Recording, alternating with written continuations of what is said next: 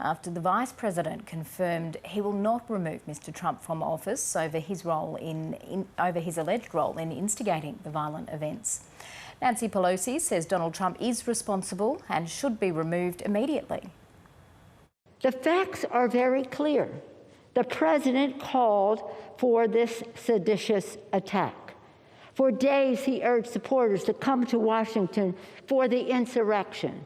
Wednesday morning, he participated in a rally to encourage the rioters to march on the Capitol and fight.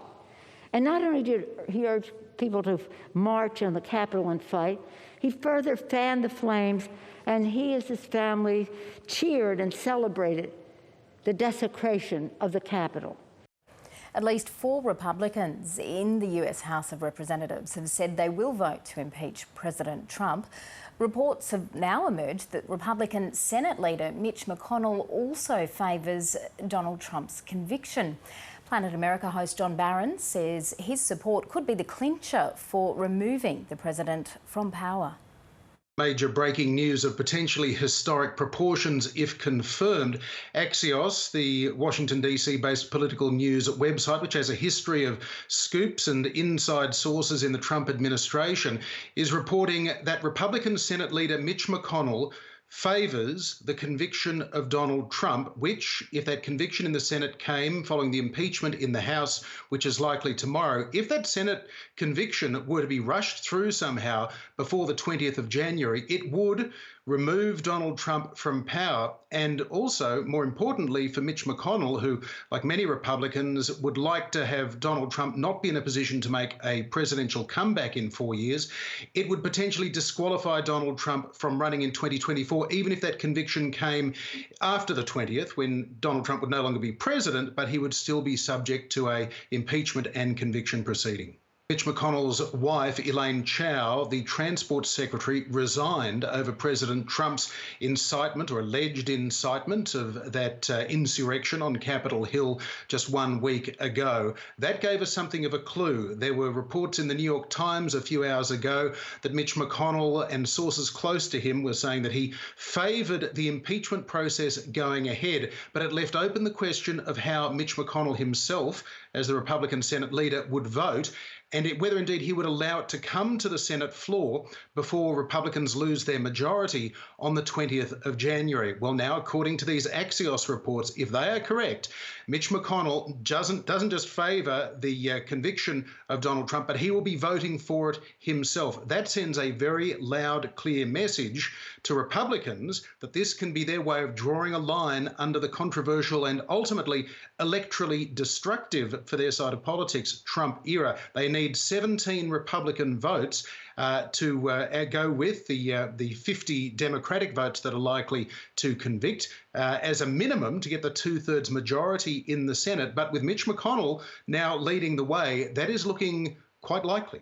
If you cast your mind back to September of 2019, when President Trump's first impeachment began, that began with a lengthy inquiry that went through until November, until at that point the Democratic House determined that there were the grounds for articles of impeachment against Donald Trump. They moved forward with a vote just before Christmas 2019. But when those articles of impeachment then went to the Senate in January and February of 2020, just before the pandemic hit, at that point, Republicans did not support it. They did not hear any evidence. They rushed through a vote acquitting President Trump. He was still impeached, but he was acquitted. It now seems almost certain that tomorrow we will see a second impeachment vote without an inquiry, without even the House Judiciary Committee hearing any form of evidence, and that it may be rushed through in a matter of hours, within 24 hours potentially.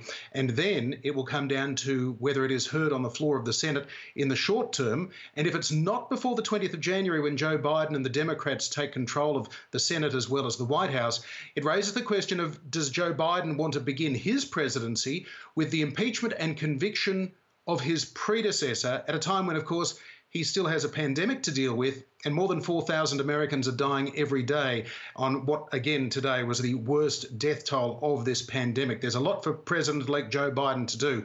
Does he want to get rid of Donald Trump's ability to challenge him in 2024? We'll just find out in the next few days. And you can catch John Barron and Chaz Licciardello for a special pre-inauguration edition of Planet America. That is next Wednesday night at 8:30 Eastern Daylight Time here on the News Channel. We will have full coverage of the presidential inauguration live from 3:30 on the Thursday morning across ABC platforms. Staying in the US, and Mo Vella, a former senior advisor to Joe Biden, says it is inevitable that impeachment will occur tomorrow. He says both Democrats and many Republicans believe the president should be held accountable for the violence seen at the Capitol last week.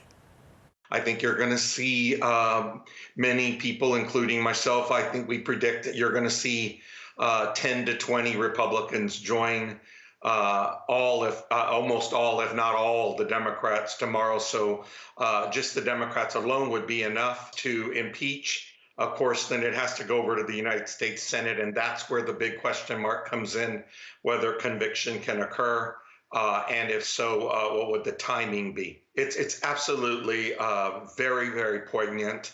It is. I think it sends a message to him, and frankly to his supporters, that he's crossed. Frankly, I think he crossed the line 3 or 4 years ago, but unfortunately they didn't all agree then. But now at least enough of them are at least facing the reasonable thinking, if you will, and realizing that he's crossed a line and caused irreparable damage now. It costs people's lives, and it has incited a violence we haven't experienced here in the United States, and an attack on our democracy and our core principles as a democracy. So I think it's long overdue. This argument that the president, ridiculously made today, that somehow impeachment was going to make people more angry. He takes no responsibility for his vile and evil behavior. All 4 years he's been inciting this. Let's be real and let's be honest and tell the truth. He's been leading up to this incident for a long time. Needless to say, last week's rally was the top of the heap, causing this violence. But you know what?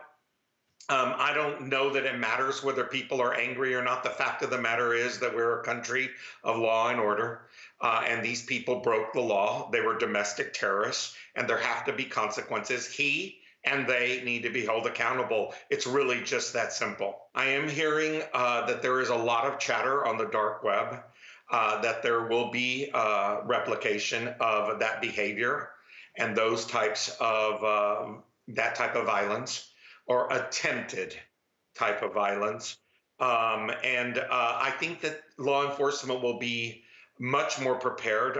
It's disappointing the lack of preparedness that was in existence last week. I happen to have served in the White House twice under President Obama and President Clinton. And as you mentioned, I was Joe Biden's senior advisor and director of management. And I'll tell you, the ease with which those protesters and domestic terrorists breached the security perimeter at the United States Capitol, I'm still rattled by it. I'm still appalled that they were able to breach that security as easily as they did. So I have tremendous concerns about next week. But I know that our law enforcement is up to it. And I know that they'll be much more prepared, and God willing, will be in much more preventative mode. An Australian man has been arrested in Germany accused of operating